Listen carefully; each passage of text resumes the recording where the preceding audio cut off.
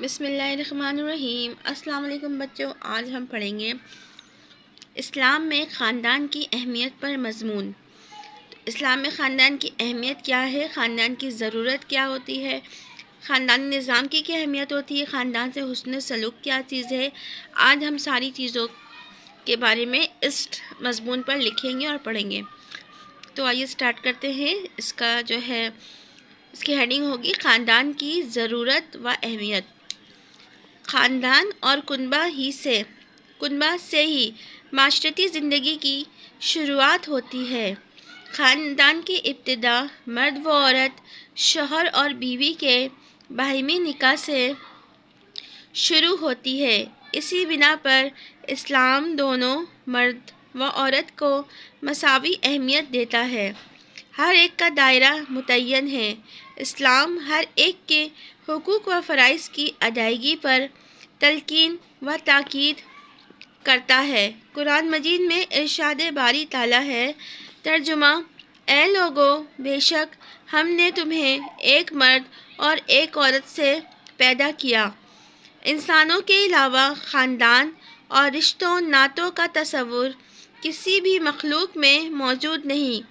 یہ شرف اشرف المخلوقات انسان کو حاصل ہے کہ وہ گھر میں ماں باپ، دادا دادی، بہن بھائیوں اور اولاد کی حیثیت میں عزت و احترام، پیار و محبت سے پیش آتے ہیں۔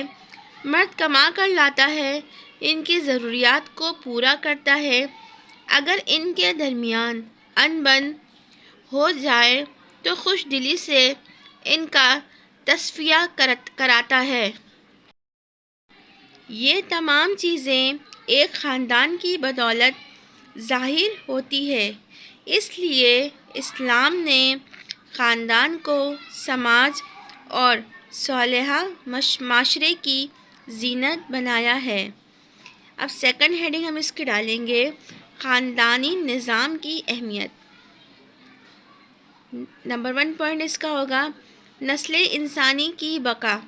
خاندانی نظام یا عائلی زندگی کا مقصد نسل انسانی کی افزائش اور اس کی بقا ہے۔ نمبر 2 پوائنٹ اس کا ہے نکاح۔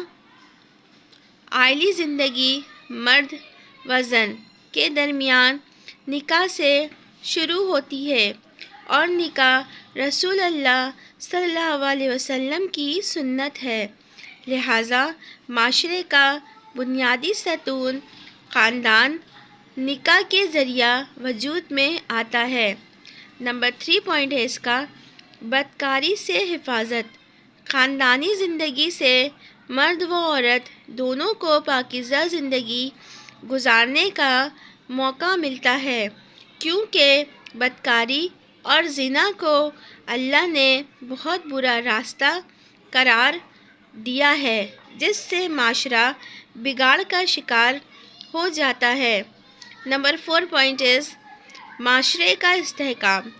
کسی معاشرے کی بنیاد خاندانی نظام اور مرد و عورت کی پاکیزہ عائلی زندگی ہے۔ اس سے معاشرے میں استحکام پیدا ہوتا ہے۔ اگر اس بنیاد یعنی خاندانی زندگی کو ختم کر دیا جائے تو معاشرہ میں انتشار و فساد پیدا ہو جائے گا۔ نمبر 5 پوائنٹ ہے اس کا سکون کا ذریعہ۔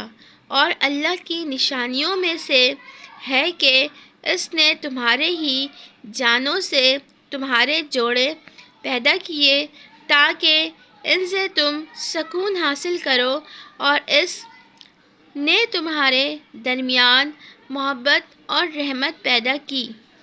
اس کے بعد ہم ہیڈنگ ڈالیں گے خاندان سے حسن سلوک۔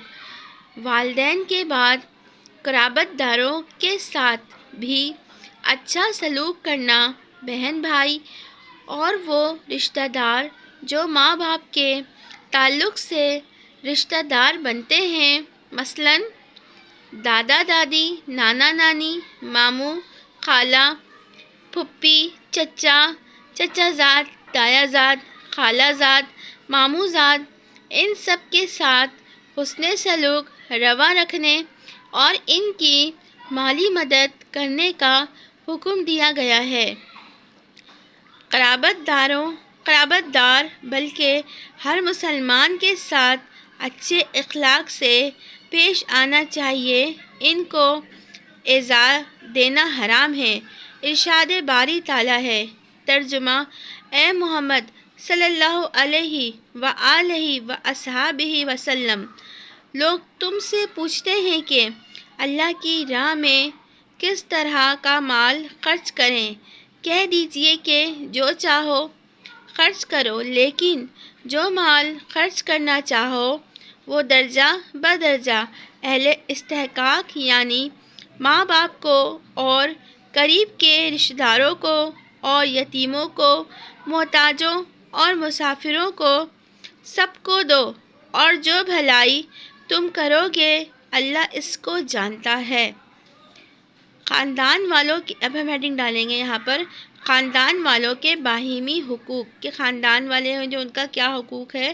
خاندان کا فرد ہونے کی حیثیت سے ہر ایک کے لیے لازم ہے کہ خاندان والوں سے حسن سلوک کرے، محبت و شفقت سے پیش آئے،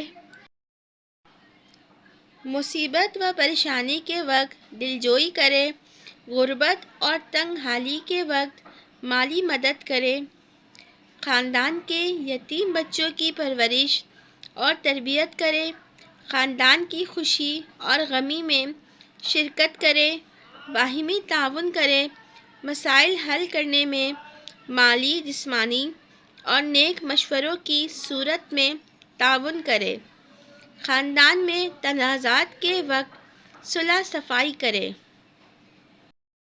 تو بچوں، آج ہم نے پڑھا اسلام میں خاندان کی اہمیت کیا ہے، اس میں ہم نے ڈیٹیل سے مضمون پڑھا ہے۔ تو آپ کے لیے یہ ویڈیو انفارمیٹیو ہے اور ہیلپ فل بھی ہے۔ تو مزید ایسی اچھی ویڈیو کے لیے میرے چینل کو سبسکرائب کریں، ویڈیو کو لائک کریں، شیئر کریں، پیارا سا کمنٹ کریں۔ ملتے ہیں نیکسٹ ویڈیو میں۔ Thanks for watching. Subscribe now and press the bell icon. Never miss an update.